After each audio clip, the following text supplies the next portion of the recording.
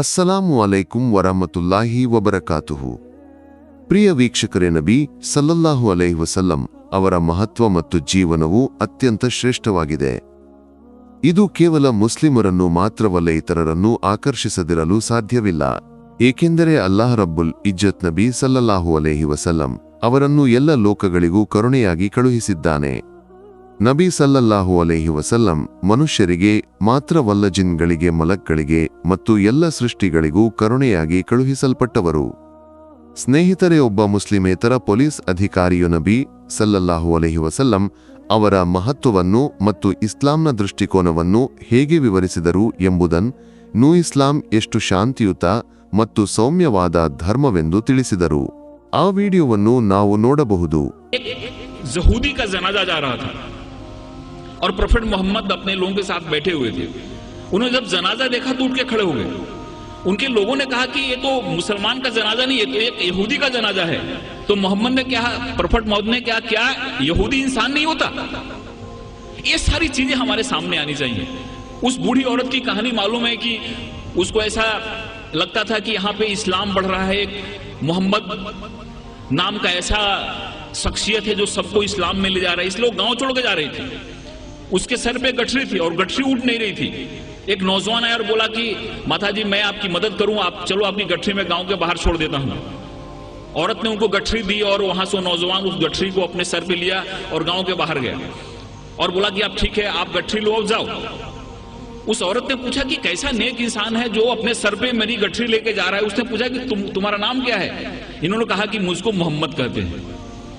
जिसके डर से भाग रही थी वही इंसान उस औरत की गठरी को अपने सर पे ले जा रहा है और उसको मदद कर रहा है. और उसी दिन औरत इस्लाम में आ गई. जो औरत प्रोफेट मोहम्मद के सर पे हमेशा कचरा फेंका करती थी नमाज के जाते समय, रोज कचरा फेंकती थी उनके सर पे. एक दिन जब उसने कचरा नहीं फेंका तो मोहम्मद जब लौट रहे थे, प्रोफेट मोहम्मद, तो उन्होंने देखा और पूछा कि औरत कहाँ है. लोगों ने कहा कि वो बीमार पड़ी हुई है. वहां पे जाके उन्होंने उसकी तबीयत पूछी. उस औरत को लगा कि जिस इंसान को मैंने इतनी तकलीफ दी, जिसको इतना मैंने अपमानित किया, जिसके सर पे मैंने कचरा फेंका, वो कैसा इंसान है कि मैं मेरी तबीयत बिगड़ने पे मेरा हाल पूछने आ रहा है. और वहां पे इस्लाम उसने कबूल कर लिया. ಒಮ್ಮೆ ಒಬ್ಬ ಯಹೂದಿಯ ಜನಾಜಾ ಶವವನ್ನು ಒಯ್ಯುತ್ತಿರುವುದನ್ನು ನಬಿ ಸಲ್ಲಲ್ಲಾಹು ಅಲೈಹಿ ವಸಲ್ಲಂ ತಮ್ಮ ಸಹಾಬಿಗಳೊಂದಿಗೆ ಕುಳಿತಿರುವಾಗ ಕಂಡರು. ಜನಾಜವನ್ನು ಕಂಡ ಕೂಡಲೇ ಅವರು ಎದ್ದು ನಿಂತರು. ಸಹಾಬಿಗಳು ಹೇಳಿದರು, ಇದು ಮುಸ್ಲಿಮನ ಜನಾಜವಲ್ಲ, ಯಹೂದಿಯದು. ಆಗ ನಬಿ ಸಲ್ಲಲ್ಲಾಹು ಅಲೈಹಿ ವಸಲ್ಲಂ ಹೇಳಿದರು, ಸಾವು ಬಂದಾಗ ಯಹೂದಿಯು ಮನುಷ್ಯನಲ್ಲವೇ? ಇಂತಹ ವಿಷಯಗಳು ನಮ್ಮ ಮುಂದೆ ಬರಬೇಕು. ಒಬ್ಬ ವೃದ್ಧೆಯ ಕಥೆ ನಿಮಗೆ ಗೊತ್ತೇ? ಅವರಿಗೆ ಇಸ್ಲಾಂ ಇಲ್ಲಿ ಬೆಳೆಯುತ್ತಿದೆ. ಮುಹಮ್ಮದ್ ಎಂಬ ವ್ಯಕ್ತಿ ಎಲ್ಲರನ್ನೂ ಇಸ್ಲಾಮಿಗೆ ಕರೆದೊಯ್ಯುತ್ತಿದ್ದಾರೆ ಎಂದು ತೋರಿತು. ಆದ್ದರಿಂದ ಅವರು ಗ್ರಾಮವನ್ನು ತೊರೆಯಲು ನಿರ್ಧರಿಸಿದರು. ಅವರ ತಲೆಯ ಮೇಲೆ ಒಂದು ಮೂಟೆ ಇತ್ತು, ಆದರೆ ಅದನ್ನು ಎತ್ತಲು ಸಾಧ್ಯವಾಗಲಿಲ್ಲ. ಆಗ ಒಬ್ಬ ಯುವಕ ಬಂದು, ಅಮ್ಮ, ನಿನ್ನ ಮೂಟೆಯನ್ನು ನಾನು ಒಯ್ಯುತ್ತೇನೆ, ಬಾ, ಗ್ರಾಮದ ಹೊರಗೆ ತಲುಪಿಸುತ್ತೇನೆ ಎಂದು ಹೇಳಿದ. ಆ ವೃದ್ಧೆಯ ಮೂಟೆಯನ್ನು ಆ ಯುವಕನಿಗೆ ಕೊಟ್ಟಳು. ಅವನು ಆ ಮೂಟೆಯನ್ನು ತಲೆಯ ಮೇಲೆ ಇಟ್ಟುಕೊಂಡು ಗ್ರಾಮದ ಹೊರಗೆ ತಲುಪಿ, ಇನ್ನು ನಿನ್ನ ಮೂಟೆಯನ್ನು ತೆಗೆದುಕೋ ಹೋಗೋಣ ಎಂದ. ಆ ವೃದ್ಧೆ ಕೇಳಿದಳು, ನನ್ನ ಮೂಟೆಯನ್ನು ತಲೆಯ ಮೇಲೆ ಒಯ್ದ ಈ ಒಳ್ಳೆಯ ಮನುಷ್ಯನ ಹೆಸರು ಏನು? ಅವನು ಹೇಳಿದ, ನನ್ನ ಹೆಸರು ಮುಹಮ್ಮದ್. ತಾನು ಭಯಪಟ್ಟು ಓಡಿ ಹೋಗಲು ಪ್ರಯತ್ನಿಸಿದ ಆ ವ್ಯಕ್ತಿಯೇ ತನ್ನ ಮೂಟೆಯನ್ನು ಒಯ್ದು ಸಹಾಯ ಮಾಡಿದವನೆಂದು ತಿಳಿದು ಆ ದಿನವೇ ಆ ವೃದ್ಧೆ ಇಸ್ಲಾಂ ಅಂಗೀಕರಿಸಿದಳು. ನಮಾಜ್ಗೆ ಹೋಗುವಾಗ ಪ್ರತಿದಿನ ಒಬ್ಬ ಮಹಿಳೆ ನಬಿ ಸಲ್ಲಲ್ಲಾಹು ಅಲೈಹಿ ವಸಲ್ಲಂ ಅವರ ತಲೆಯ ಮೇಲೆ ಕಸವನ್ನು ಚೆಲ್ಲುತ್ತಿದ್ದಳು. ಒಂದು ದಿನ ಅವಳು ಕಸವನ್ನು ಚೆಲ್ಲಲಿಲ್ಲ.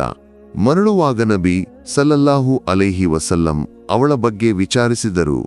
ಜನರು ಹೇಳಿದರು, ಅವಳು ರೋಗಗ್ರಸ್ತಳಾಗಿದ್ದಾಳೆ. ನಬಿ ಅಲ್ಲಿಗೆ ಹೋಗಿ ಅವಳ ಆರೋಗ್ಯವನ್ನು ವಿಚಾರಿಸಿದರು.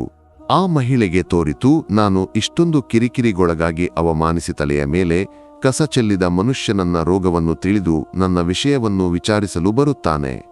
ಅಲ್ಲಿ ಅವಳು ಇಸ್ಲಾಂ ಅಂಗೀಕರಿಸಿದಳು. ಪ್ರಿಯ ವೀಕ್ಷಕರೇ, ಈ ಮುಸ್ಲಿಮೇತರ ಪೊಲೀಸ್ ಅಧಿಕಾರಿಯು ನಬಿ ಸಲ್ಲಲ್ಲಾಹು ಅಲೈಹಿ ವಸಲ್ಲಂ ಅವರ ಜೀವನ ವಿಧಾನವನ್ನು ವಿವರಿಸಿ ಅವರು ಯಾವಾಗಲೂ ಶಾಂತಿ ಮತ್ತು ಸೌಮ್ಯತೆಯನ್ನು ಪ್ರಚಾರ ಮಾಡಿದರು ಎಂದು ಹೇಳಿದರು. ತಾಯಿಫ್ ಮೈದಾನದಲ್ಲಿ ಅವರ ಮೇಲೆ ಕಲ್ಲುಗಳನ್ನು ಎಸೆದಾಗ ಅವರ ಪಾದಗಳು ರಕ್ತದಿಂದ ತುಂಬಿದವು, ಗಾಯಗೊಂಡವು. ಶಿಕ್ಷೆಯ ದೇವದೂತರು ಬಂದು, ನಿಮ್ಮ ಒಂದು ಶಾಪದ ಮಾತು ಸಾಕು, ಈ ಬೆಟ್ಟಗಳನ್ನು ಕೆಡವಿ ಇವರನ್ನು ನಾಶ ಮಾಡಬಹುದು ಎಂದರು. ಆದರೆ ನನ್ನ ನಬಿಯ ಕೈಗಳು ಎತ್ತಲ್ಪಟ್ಟವು. ಅವರ ಆಶೀರ್ವಾದಿತ ಬಾಯಿ ತೆರೆದಾಗ ಏನು ಹೇಳಿದರು? ಅಲ್ಲ, ನನ್ನ ಜನರಿಗೆ ಮಾರ್ಗದರ್ಶನ ನೀಡು, ಅವರು ನನ್ನನ್ನು ತಿಳಿದಿಲ್ಲ ಮತ್ತು ಇವರ ತಲೆಮಾರುಗಳಿಂದ ನಂಬಿಗಸ್ತರು ಉದ್ಭವಿಸುವರು ಎಂದು ನಾನು ಭಾವಿಸುತ್ತೇನೆ ಎಂದು ಹೇಳಿದರು. ಇಂದು ಇಸ್ಲಾಂ ವಿಶ್ವದಾದ್ಯಂತ ವೇಗವಾಗಿ ಹರಡುತ್ತಿದೆ. ಇದು ಖಡ್ಗದ ಶಕ್ತಿಯಿಂದಲ್ಲ, ಬದಲಿಗೆ ನಬಿ ಸಲ್ಲಲ್ಲಾಹು ಅಲೈಹಿ ವಸಲ್ಲಂ ಅವರ ಮಹತ್ತರವಾದ ಸ್ವಭಾವ, ಅವರ ನೀತಿಗಳು ಮತ್ತು ಉತ್ಕೃಷ್ಟ ವ್ಯಕ್ತಿತ್ವದಿಂದಾಗಿ.